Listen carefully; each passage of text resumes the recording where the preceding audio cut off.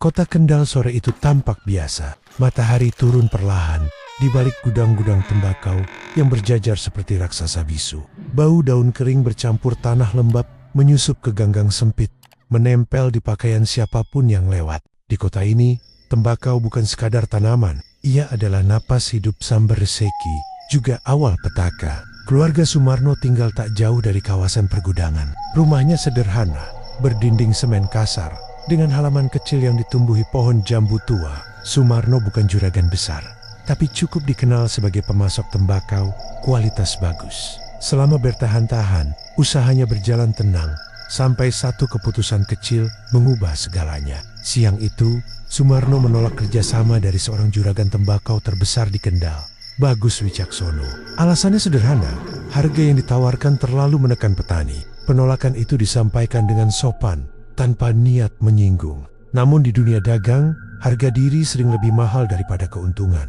"Kamu yakin, Pak?" tanya Rini, istrinya, saat Sumarno menceritakan hal itu di meja makan. Sumarno mengangguk pelan. "Aku gak mau ambil rezeki yang bikin orang lain susah." Rini tak membalas. Ada rasa khawatir yang mengendap, meski ia tak tahu kenapa. Malam pertama setelah penolakan itu, kejadian aneh muncul tanpa tanda. Saat keluarga sedang menonton televisi, bau tembakau basah mendadak memenuhi ruang tamu. Bukan aroma biasa, melainkan tajam, seperti daun busuk yang lama terendam air. "Bapak, habis dari gudang?" tanya Dimas, anak sulung mereka. "Tidak," jawab Sumarno singkat. Alisnya berkerut. Bau itu semakin kuat, lalu hilang begitu saja. Jendela tertutup rapat, pintu terkunci, tak ada sumber jelas. Mereka mengira hanya perasaan, namun malam berikutnya, suara aneh terdengar dari atap, seperti karung diseret perlahan. Sumarno mengambil senter kekase, lalu membuka plafon. Tak ada siapapun, hanya satu helai daun tembakau kering tergeletak di sana. "Aneh," gumamnya. Hari-hari selanjutnya, ketenangan rumah mulai retak. Ibu Sumarno, Mbah Siti, yang sudah sepuh, sering terbangun tengah malam sambil batuk keras. Batuknya kering, tapi setiap selesai, ia mengeluh dadanya panas seperti terbakar. "Ada asap masuk," ucapnya lirih. Padahal tak satu pun keluarga merokok. Dimas, yang biasanya ceria, berubah pendiam. Ia sering menatap sudut rumah dengan pandangan kosong. Suatu sore, Rini memergokinya berdiri di dekat dapur, memegang segenggam daun tembakau yang entah dari mana asalnya. "Kamu dapat dari mana itu?" tanya Rini cepat. Dimas menoleh perlahan. "Ada yang ngasih, Bu." "Siapa?" "Om dari gudang." Tak ada om gudang manapun yang mereka kenal. Malam ketiga menjadi awal ketakutan yang nyata. Hujan turun deras, disertai angin kencang. Listrik padam. Dalam gelap, terdengar suara orang mengunyah sesuatu di luar rumah. Pelan, teratur, menjijikkan. Sumarno membuka pintu sedikit. Senter di tangan bergetar. Halaman kosong, namun di depan pintu terdapat karung kecil berisi tembakau. Basah, berwarna hitam, berbau menyengat. Tidak ada tulisan, tidak ada nama pengirim. "Buang saja," kata Rini dengan suara tertahan. Sumarno mengangguk, lalu melempar karung itu ke selokan. Air langsung berubah keruh, mengalirkan bau busuk ke sepanjang gang. Keesokan paginya, Mbah Siti tak bangun. Tubuhnya kaku, mulutnya terbuka, lidahnya menghitam. Dokter menyebut gagal napas mendadak. Namun saat dimandikan, Rini melihat sesuatu yang membuat lututnya lemas. Dari sela gigi Mbah Siti, terselip serpihan daun tembakau. "Astag," bisiknya. Gemetar. Pemakaman berjalan cepat. Warga datang, namun bisik-bisik terdengar di mana-mana. Beberapa orang menatap Sumarno dengan pandangan aneh, seolah tahu sesuatu, tapi enggan bicara. Seorang tetangga tua mendekat setelah doa selesai. Suaranya rendah, hampir tak terdengar.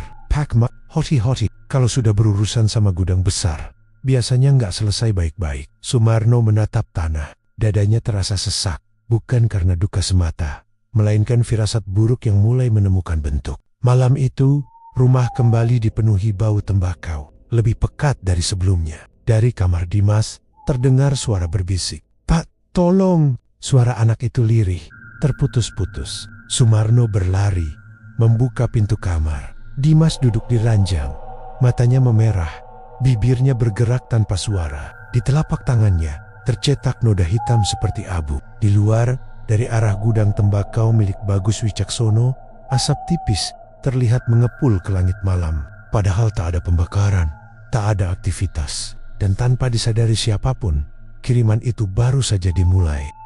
Sejak kematian Mbah Siti, rumah Sumarno tak lagi terasa hidup. Udara di dalamnya berat, seolah dinding menyimpan napas orang mati. Bau tembakau basah tak pernah benar-benar pergi.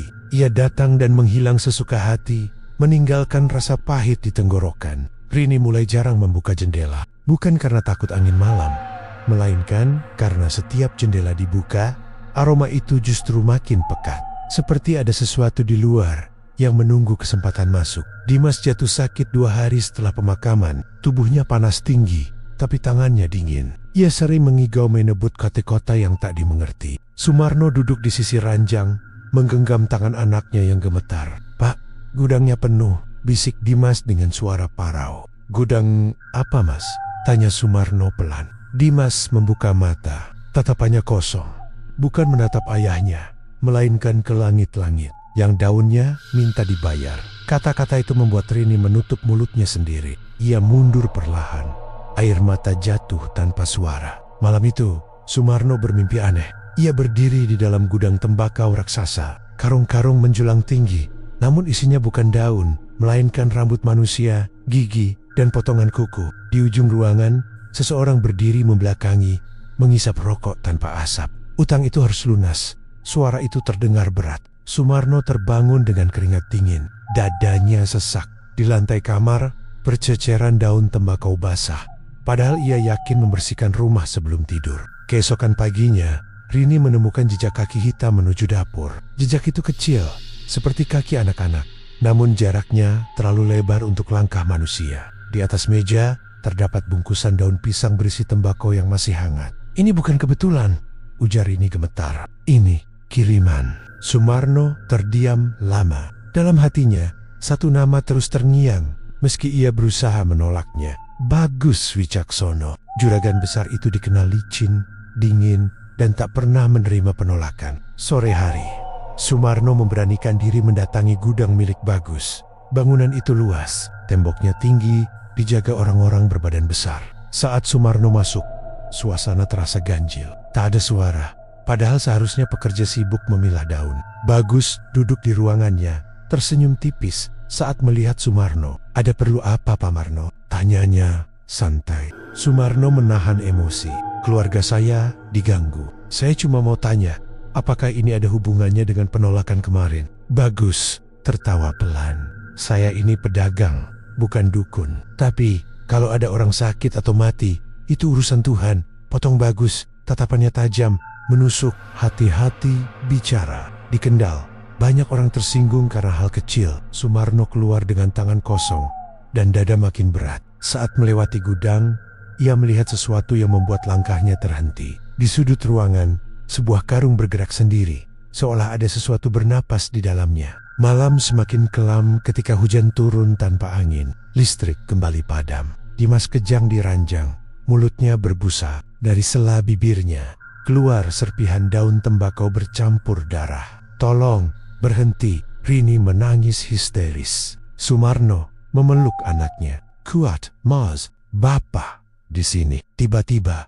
terdengar ketukan di pintu 3 kali, pelan tapi pasti. Saat dibuka, tak ada siapapun. Hanya sebuah karung kecil, sama seperti sebelumnya. Tapi kali ini, ada tulisan kasar dengan arang hitam, "Bayar dengan darah." Rini jatuh terduduk. Sumarno merobek karung itu dan melemparkannya keluar. Namun sebelum menyentuh tanah, karung itu terbuka sendiri. Isinya bukan tembakau, melainkan foto keluarga mereka. Semua wajah dicoret hitam, kecuali Dimas. Tangisan Dimas berubah menjadi tawa lirih. Matanya terbuka, memandang ayahnya dengan ekspresi asing. "Bapak telat," ucapnya pelan, bukan dengan suara anak kecil. Angin mendadak masuk dari segala arah. Lampu menyala kembali lalu mati lagi. Dalam kilatan cahaya singkat itu, Sumarno melihat bayangan berdiri di belakang Rini. Tinggi, kurus, dengan kepala tertutup daun kering. Ketika lampu mati total, jeritan Rini memenuhi rumah. Dan malam itu, Sumarno sadar, kiriman santet itu bukan sekadar ancaman. Ia sedang menghitung nyawa satu persatu. dimulai dari orang yang paling mereka cintai. Jeritan Rini terhenti ketika lampu kembali menyala. Bayangan tinggi itu lenyap seolah tak pernah ada. Ruang tamu berantakan, karung hitam tergeletak robek, fotokopi wajah keluarga masih berserakan di lantai. Dimas terkulai lemas di ranjang, napasnya tersengal, wajahnya pucat seperti abu. Sumarno berlutut, memeriksa nadi anaknya. Masih ada, tipis, tapi ada. Ia menghela napas panjang, seakan baru saja kembali dari liang sempit yang gelap. Kita nggak bisa diam, ucapnya parau. Rini mengangguk lemah, matanya sembab, suaranya hampir hilang. Kalau ini benar kiriman, kita harus cari orang yang paham. Pagi belum sepenuhnya terang ketika Sumarno berangkat menemui Pak Wiryo, seorang sesepuh kampung yang dikenal memahami hal-hal lama. Rumahnya berada di pinggir sawah, jauh dari gudang, dikelilingi pohon bambu yang selalu berdesis walau angin tak bergerak. Pak Wiryo menyambut dengan wajah muram. Ia belum mendengar cerita apapun, namun begitu Sumarno duduk, lelaki tua itu langsung menatap tajam. Daun kering sudah masuk rumahmu, katanya pelan. Itu bukan gangguan biasa. Sumarno menceritakan semuanya tanpa menyela. Bau, karung, mimpi, kematian ibunya, perubahan Dimas. Pak Wiryo mendengarkan sambil menutup mata, seakan melihat gambaran yang tak terlihat. Itu santet dagang, ucapnya akhirnya. Pakai perantara hasil bumi, tembakau paling kuat karena dekat dengan napas. Bisa dihentikan? Tanya Sumarno, cepat. Pak Wiryo menggeleng pelan. Bisa ditunda, tapi ada harga. Sumarno menelan ludah. Harga apapun akan saya bayar. Pak Wiryo membuka matanya. Bukan wong, yang diminta adalah ikatan darah. Sumarno membeku. Ia paham maksud kalimat itu. Meski berharap salah, maksud Papa, kiriman seperti itu tak akan puas dengan satu nyawa. Ia mencari keseimbangan. Kalau dihentikan paksa, gantinya dari dalam keluarga sendiri. Sore hari, Sumarno pulang dengan kepala penuh. Di rumah, Dimas terbangun. Kondisinya sedikit membaik, namun tatapannya berubah. Anak itu sering tersenyum sendiri, lalu menutup hidung seakan mencium bau tak sedap. Mas, kamu kenapa? Tanya Rini. Hati-hati. Dimas menoleh. Mereka nunggu, Bu. Mereka siapa? Yang di gudang. Katanya utangnya belum lunas. Kalimat itu membuat Rini gemetar. Ia memeluk anaknya, namun tubuh Dimas terasa dingin, tak seperti biasanya. Malam kembali turun. Tanpa hujan, tanpa angin, daun tembakau berjatuhan di halaman. Bukan dari pohon, melainkan dari udara kosong. Sumarno berdiri di teras, menggenggam senter, dadanya naik turun. Tiba-tiba, suara langkah terdengar dari dapur. Pelan, berat. Sumarno masuk, mendapati pintu belakang terbuka sedikit. Di lantai, terdapat bekas jejak hitam menuju kamar Dimas. Rini, teriak ia bel. Pintu kamar terbuka. Dimas duduk di lantai, dikelilingi daun kering yang tersusun membentuk lingkaran. Di tengahnya, terdapat sebuah buku tua dengan sampul coklat kusam. Aku disuruh baca, ucap Dimas datar. Sumarno meraih buku itu. Tulisan di dalamnya tak jelas, campuran huruf Jawa lama dan simbol asing. Namun di halaman terakhir, ada satu kalimat yang bisa ia baca dengan jelas. 1 nyawa untuk 10 musim panen. Rini menangis terseduh. Mereka mau apa lagi dari kita? Belum sempat dijawab, terdengar suara motor berhenti di depan rumah. Sumarno mengintip. Seorang pekerja gudang milik Bagus berdiri di pagar, membawa bingkisan. Titipan, Pak, katanya singkat. Katanya, buat keluarga. Sumarno mengambil paket itu dengan tangan gemetar. Begitu dibuka, isinya membuat napasnya terhenti. Sepotong kain kafan kecil, masih baru, dan seikat tembakau merah tua. Di bolik kain terselip pesan pendek. 1 sudah diambil, 2 lagi menyusul. Dimas tertawa kecil dari dalam kamar. Tawa yang bukan milik anak 9 tahun. Sumarno memandang langit malam. Dadanya seperti diremas. Ia sadar, menolak atau melawan kini tak lagi soal keberanian. Santet itu bukan lagi ancaman dari luar. Ia telah menanam akar di dalam rumah, menunggu waktu untuk memanen seluruh keluarga. Sejak pesan itu datang, Sumarno tak lagi tidur nyenyak. Setiap memejamkan mata, dadanya terasa tertekan, seolah ada tangan tak terlihat yang perlahan mendorongnya ke dasar gelap. Rumah yang dulu hangat kini terasa asing, seperti bukan milik mereka lagi. Pagi datang dengan suasana ganjil. Matahari tetap terbit, iem berkekok. Tetapi halaman rumah dipenuhi daun tembakau yang tersusun rapi, membentuk jalur menuju pintu utama. Tidak berantakan, tidak acak, seakan ada kecerdasan yang mengaturnya. Rini berdiri terpaku di ambang pintu. Ini siapa yang nyusun? Sumarno menggeleng. Bukan siapa, tapi Dimas keluar dari kamar dengan langkah pelan. Wajahnya pucat, namun bibirnya membentuk senyum tipis. Anak itu melangkah mengikuti jalur daun tanpa ragu, berhenti tepat di depan pintu. Katanya hari ini giliran ibu, ucapnya polos. Rini tersentak. Mas, jangan bicara begitu. Namun, Dimas tak menjawab. Ia menunduk, menatap daun-daun di kakinya lalu berbisik. Rumah ini sudah lapar. Kata-kata itu membuat Sumarno segera memeluk anaknya. Tubuh Dimas kaku, dingin, berbeda dari biasanya. Sejenak, Sumarno merasa sedang memeluk orang lain. Menjelang siang, Rini mulai merasakan pusing hebat. Pandangannya berkunang, telinganya berdenging seperti ada suara serangga di dalam kepala. Ia mencoba bangkit dari kursi, namun lututnya lemas. Pak, dada saya panas, katanya terengah. Sumarno menuntunnya ke kamar. Saat Rini berbaring, bau tembakau muncul lagi, lebih kuat, menusuk hidung. Dari sela kasur, asap tipis merembes naik, padahal tak ada api. Sumarno berlari keluar, mencari pertolongan. Tetangga terdekat, Bu Lasmi, hanya berani berdiri di pagar. Pak Marno, maaf, kami nggak berani masuk, ucapnya takut. Sejak subuh, rumahmu kelihatan gelap, kayak ada kabut hitam. Sumarno menelan ludah.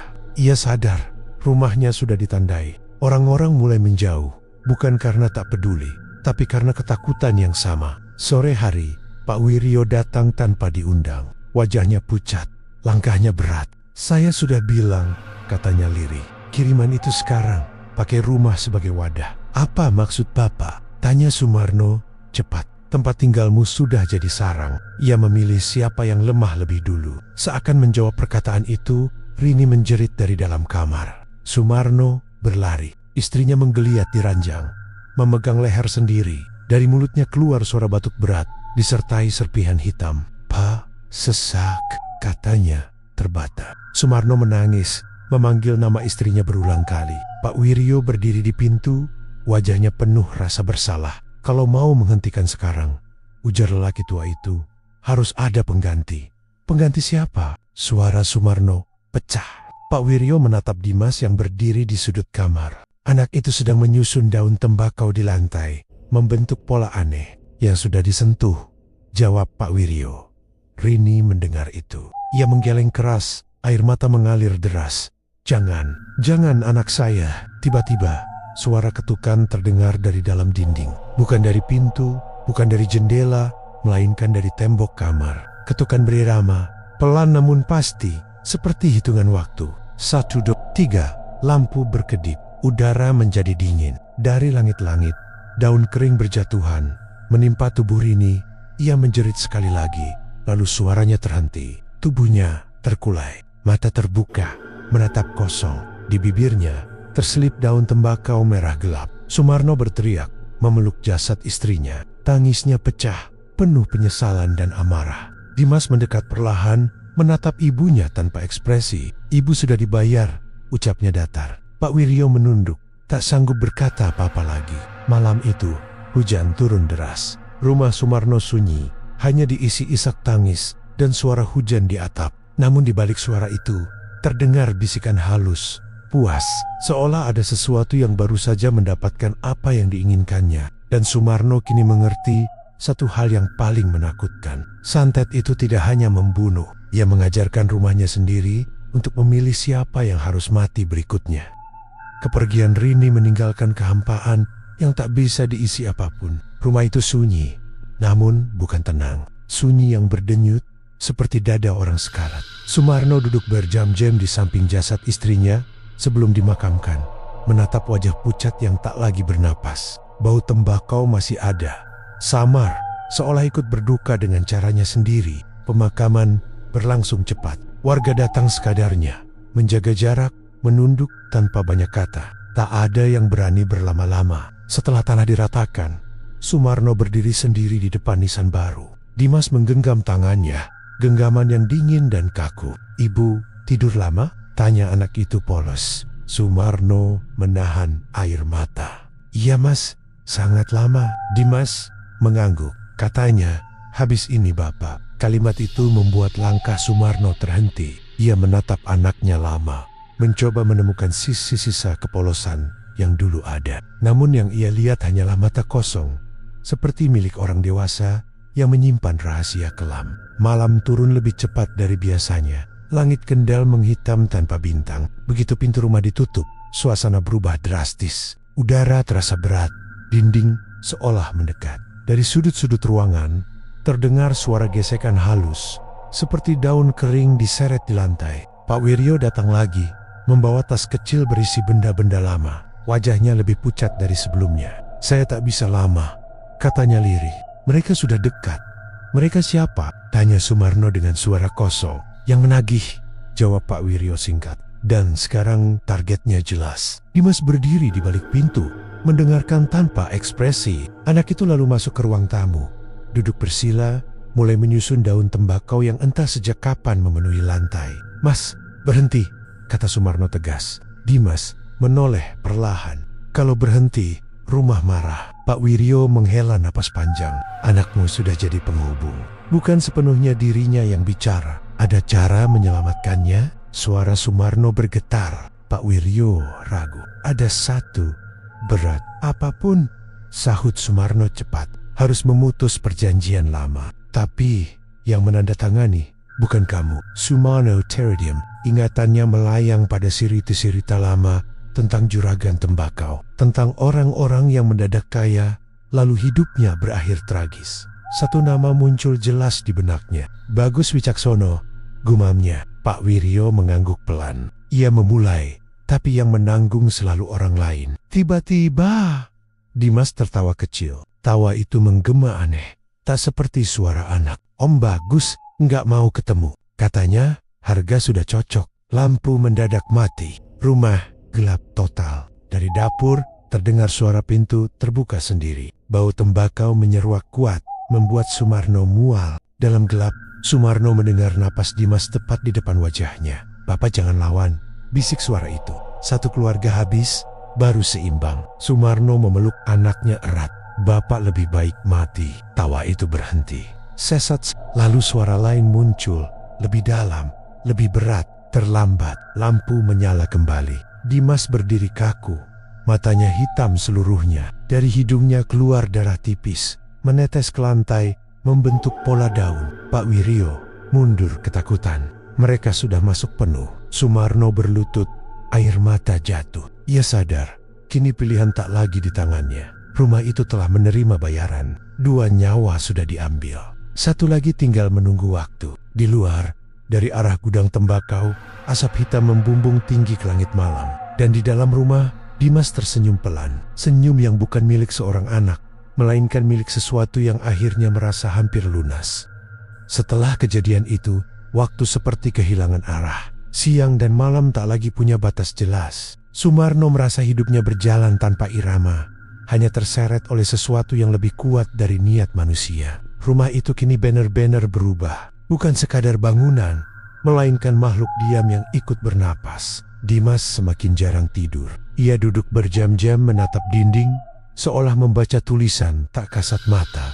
Jika diajak bicara, jawabannya pendek, dingin, dan sering tak nyambung. Kadang, suaranya terdengar berlapis, seakan ada orang lain berbicara bersamaan. Sumarno mencoba membawa anaknya keluar rumah. Ia berharap udara luar bisa mengusir pengaruh buruk. Namun setiap kali melangkah melewati pagar, Dimas langsung muntah hitam, disertai bau tembakau menyengat. Pulang, kata Dimas datar. Aku nggak boleh jauh. Kamu anak bapak, jawab Sumarno putus asa. Bukan milik mereka. Dimas menatap ayahnya lama. Bapak, salah. Aku titipan. Kata itu menghantam lebih keras daripada tamparan. Malam berikutnya, Pak Wiryo datang untuk terakhir kalinya. Ia membawa botol kaca kecil berisi cairan keruh dan sebungkus kain lusuh.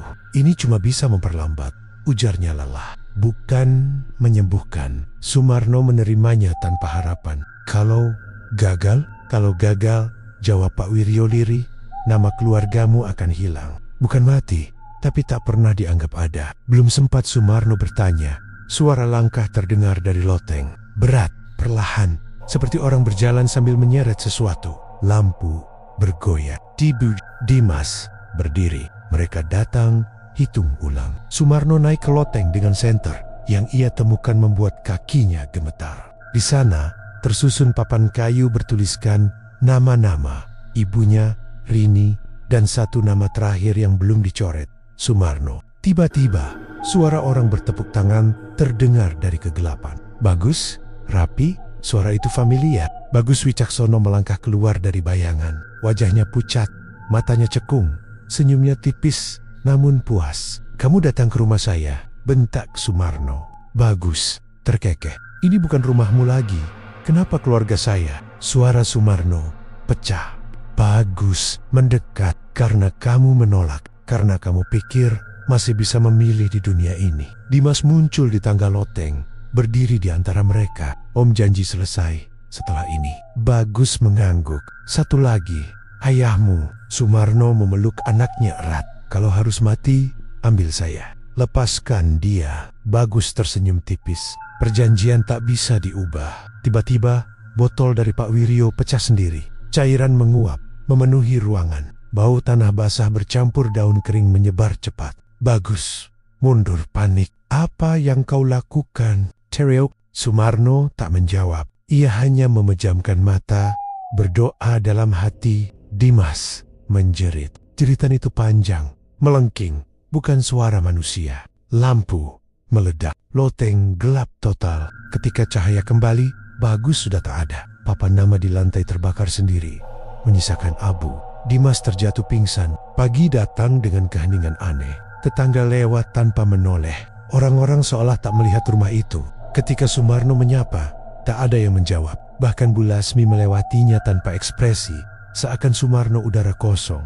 Ia sadar proses itu dimulai. Nama keluarganya perlahan dihapus, dan malam berikutnya akan menentukan apakah masih ada sisa yang bisa diselamatkan, atau semuanya benar-benar lenyap dari ingatan dunia.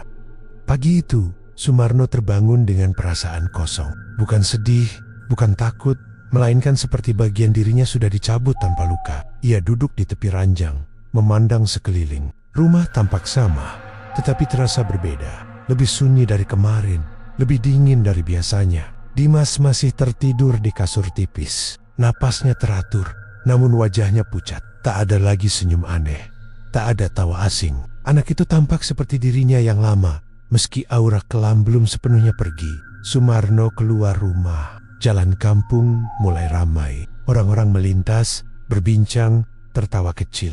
Ia mencoba menyapa seorang tetangga yang lewat di depannya. Pagi, Pak. Orang itu terus berjalan, seakan tak mendengar apapun. Sumarno mengernyit, lalu mencoba lagi pada ibu-ibu yang sedang menyapu. Bu, Pak. Tak ada jawaban, bahkan tak ada tatapan. Mereka bergerak seperti Sumarno tak pernah ada. Dadanya terasa sesak. Ia berlari kecil ke warung dekat pertigaan. Pemilik warung sedang menghitung uang receh. Bu, saya mau beli air, ucap Sumarno. Wanita itu berhenti menghitung. Matanya kosong, menembus tubuh Sumarno. Setelah beberapa detik, ia melanjutkan kegiatannya tanpa sepatah kata. Sumarno mundur perlahan. Kata-kata Pak Wiryo terngiang jelas. Nama keluargamu akan hilang. Ia pulang dengan langkah gontai. Di depan rumah terdapat tanda aneh di tanah. Bukan daun tembakau kali ini, melainkan garis melingkar seperti bekas digambar dengan abu. Di tengahnya ada tulisan samar yang hampir pudar. Hampir selesai. Dimas terbangun saat Sumarno masuk. Anak itu mengucek mata, lalu menatap ayahnya. Pak, katanya pelan. Kenapa di luar rasanya kosong? Sumarno terkejut. Kamu ngerasa juga? Dimas mengangguk. Seperti kita tinggal di tempat yang gak diingat siapapun. Menjelang siang, suara dari gudang tembakau kembali terdengar.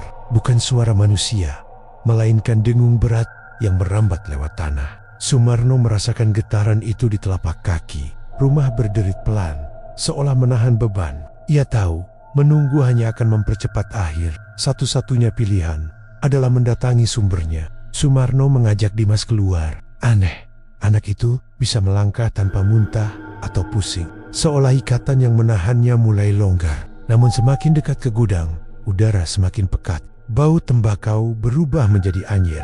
seperti darah lama. Gudang Bagus Wicaksono berdiri sunyi. Pintu besarnya terbuka sedikit. Tak ada penjaga, tak ada aktivitas. Sumarno menggenggam tangan Dimas erat. Kalau bapak suruh lari, kamu lari, ucapnya tegas. Dimas menatapnya lama. Kalau bapak hilang, aku masih ada? Pertanyaan itu membuat Sumarno hampir berhenti bernapas. Kamu harus ada. Mereka masuk. Di dalam gudang, karung-karung tembakau tersusun tinggi membentuk lorong. Lampu redup menggantung, bergoyang tanpa angin. Dari ujung ruangan terdengar suara langkah. Bagus muncul, lebih kurus dari terakhir kali. Matanya cekung, wajahnya tampak menua puluhan tahun. Kamu keras kepala, katanya datar. Padahal tinggal tunggu. Sumarno maju. Hentik, ambil saya, lepaskan anak saya. Bagus tertawa pendek. Kau pikir aku yang pegang kendali? Ia menunjuk ke lantai. Dari celah beton, asap hitam keluar, membentuk bayangan besar, menyerupai manusia bertopi daun. Suhu ruangan turun drastis. Perjanjian dibuat sebelum aku lahir, lanjut Bagus. Aku cuma nerusin. Dimas melangkah maju tanpa rasa takut. Kalau aku pergi, selesai. Bayangan itu bergerak, mendekat. Suaranya seperti gesekan ribuan daun. Satu keluarga, lengkap. Sumarno langsung berdiri di depan Dimas. Aku ayahnya. Bayangan berhenti. Untuk sesaat, gudang hening. Lalu suara itu kembali terdengar. Lebih pelan. Ikatan darah terkuat adalah orang tua. Bagus mundur perlahan. Wajahnya pucat pasi.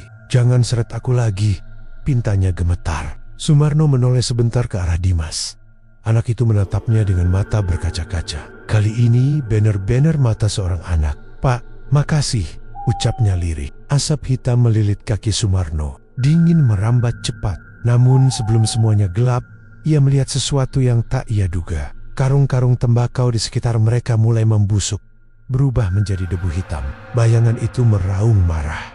Gudang bergetar hebat. Perjanjian dilanggar. Suara itu menggema. Bagus berteriak histeris saat tubuhnya ditarik ke dalam asap. Jeritanya terputus mendadak. Lantai retak, menelan segalanya. Sumarno merasakan tubuhnya ringan. Suara menghilang. Paulenia saat membuka mata, ia berada di depan rumahnya.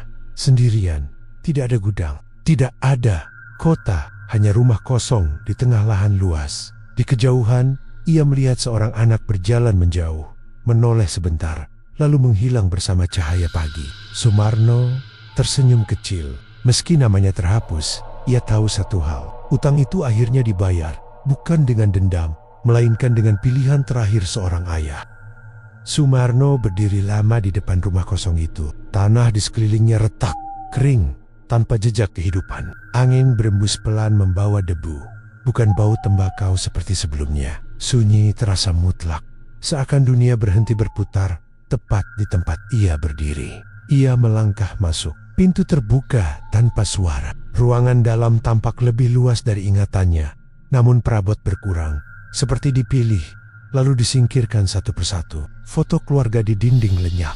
Jam tua berhenti berdetak. Hanya ada bekas bayangan di tembok, menandakan sesuatu pernah ada di sana. Mas, panggilnya lirih. Meski sadar tak akan ada jawaban, suara itu menguap, tak memantul, tak kembali. Sumarno menutup mata, menarik napas panjang. Dadanya terasa ringan, namun ada denyut kecil di dalam, seperti bara yang belum sepenuhnya padam. Malam datang perlahan tanpa senja. Lampu tak menyala, namun rumah tak sepenuhnya gelap. Cahaya samar muncul dari lantai, membentuk garis-garis halus. Sumarno mengikuti garis itu menuju kamar belakang. Di sana, ia menemukan lingkaran abu, mirip bekas ritual, tapi sudah rusak. Dari lingkaran itu terdengar bisikan. Bukan ancaman, bukan ejekan, lebih seperti gumaman kecewa. Belum lunas. Sumarno tersentak. Bukankah sudah selesai? Tak ada jawaban jelas, hanya getaran halus yang merambat ke tulang. Ia sadar perjanjian memang patah, namun sesuatu tertinggal. Seperti utang kecil yang terlupakan, menunggu waktu menagih lagi. Pagi berikutnya, dunia di luar berubah. Rumah itu kini berdiri di tengah kebun tembakau yang luas. Daun-daun hijau bergoyang pelan, sehat, segar.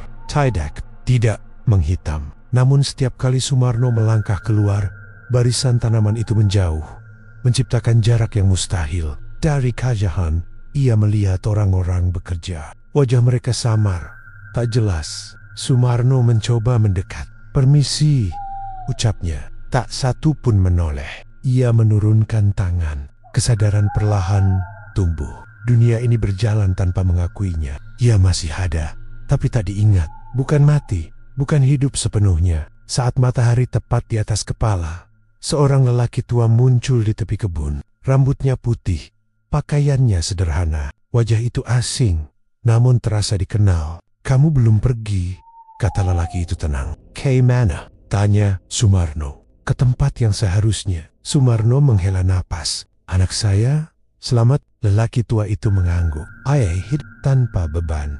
Syukurlah." Keheningan menyusul. Angin kembali bergerak. "Kenapa saya masih di sini?" tanya Sumarno.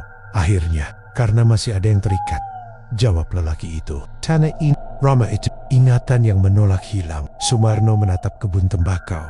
Daun-daunnya berkilau terkena cahaya. "Apa yang harus saya lakukan?" "Menjaga," jawabnya singkat, "agar kesepakatan kelam tak terulang." Malam berikutnya, suara-suara kembali datang. Bukan dari rumah, melainkan dari tanah. Ratapan jauh, terpendam. Sumarno berdiri di halaman, menancapkan tongkat kayu yang entah dari mana muncul. Saat ujungnya menyentuh tanah, suara itu mereda. Hari demi hari berlalu tanpa hitungan waktu. Sumarno menjadi bayangan penjaga. Setiap kali seseorang berniat serakah, udara mengeras. Setiap kali niat buruk tumbuh, angin berbalik arah. Ia tak terlihat, namun pengaruhnya terasa. Suatu sore, seorang anak kecil melewati kebun. Anak itu berhenti, menatap rumah dari kejauhan. "Ayah," panggilnya ragu. Sumarno terdiam, jantungnya bergetar. Meski ia tak yakin masih memilikinya. "Pulang," suara lain memanggil anak itu dari kejauhan. Anak itu menoleh, lalu pergi. Namun sebelum menghilang, ia melambaikan tangan kecilnya. Sumarno membalas pelan, air mata jatuh tanpa suara. Malam itu, bisikan terakhir terdengar, lemah hampir lenyap. Sumarno menatap langit gelap. Ia tahu, kisah ini hampir berakhir. Namun selama tanah masih menyimpan luka, selama manusia masih menukar nyawa dengan keuntungan, ia akan tetap ada, bukan sebagai korban, bukan sebagai arwah penasaran, melainkan sebagai sisa terakhir dari harga yang pernah dibayar terlalu mahal. Waktu tak lagi bergerak seperti dulu.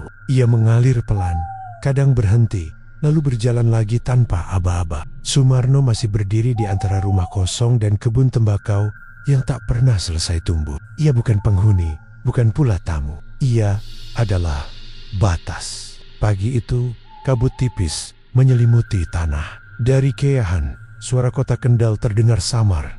Mesin, langkah, teriakan penjual, semua terasa dekat, namun tak bisa disentuh. Sumarno melangkah mendekat, melewati barisan daun hijau yang bergetar pelan. Kali ini, tanaman tidak menjauh. Jalan terbuka. Di tepi kebun, papan kayu tertancap miring. Tulisan di sana hampir pudar, namun masih terbaca. "Gudang lama, dilarang masuk." Sumarno berhenti. Ada tarikan halus di dadanya, seperti panggilan yang lama ditahan. Ia masuk. Gudang itu berbeda dari sebelumnya. Tak ada asap, tak ada bayangan besar. Ruangan luas itu kosong, hanya menyisakan lantai tanah dan dinding retak. Di tengah, sebuah meja kayu berdiri sendiri. Di atasnya, buku tua dengan sampul coklat. Sumarno membuka halaman pertama. Tidak ada simbol aneh, tidak ada perjanjian. Hanya daftar nama, panjang, ratusan, ribuan nama-nama orang yang pernah hidup dari tembakau, lalu hilang tanpa jejak. Di halaman terakhir, ada satu ruang kosong. "Sudah waktunya," ujar suara tenang dari belakang. Sumarno menoleh. Lelaki tua yang pernah ditemuinya berdiri di sana. Wajahnya lebih jelas sekarang, matanya teduh. "Apa yang harus saya tulis?" tanya Sumarno. "Bukan menulis," jawabnya. "Menghapus." Sumarno mengerti. Ia menutup buku itu, lalu meletakkannya di lantai. Dengan tangan gemetar, ia menyentuh sampulnya. Kayu gudang bergetar pelan. Retakan di dinding melebar. Angin masuk, membawa cahaya pagi. Nama-nama di buku mulai pudar satu persatu. Bukan lenyap, melainkan dilepas. Seperti beban yang diturunkan perlahan. Di luar, kota Kendal bergerak kembali. Orang-orang lewat, berbincang, bekerja. Sebagian berhenti sejenak, mengernyit, seolah mengingat mimpi buruk yang tak utuh. Seorang pedagang berkata lirih, "Aneh ya, Dulu gudang ini bikin merinding. Temannya menjawab, iya, kayak pernah ada sesuatu yang salah. Ingatan kembali, namun tak lengkap. Cukup untuk waspada, tidak cukup untuk mengulang. Sumarno melangkah keluar gudang. Kebun tembakau berubah. Daun-daun merunduk, warnanya biasa, tak lagi berkilau. Tanah menghela napas panjang. Dari arah jalan kecil, seorang pemuda berlari. Wajahnya familiar. Dimas, lebih dewasa, lebih matanya jernih. Ia berhenti beberapa langkah dari Sumarno. Saya sering mimpi tempat ini. Sumarno tersenyum. Apa yang kamu lihat? Rumah, jawab Dimas pelan. Dan seseorang yang menunggu. Angin berembus. Untuk pertama kalinya, Sumarno merasa ringan sepenuhnya. Tidak ada tarikan, tidak ada ikatan. Kamu hidup baik? Tanya Sumarno. Dimas mengangguk. Ada yang ngajarin untuk tidak serakah. Itu sudah cukup, ucap Sumarno. Dimas melangkah mundur. Terima kasih.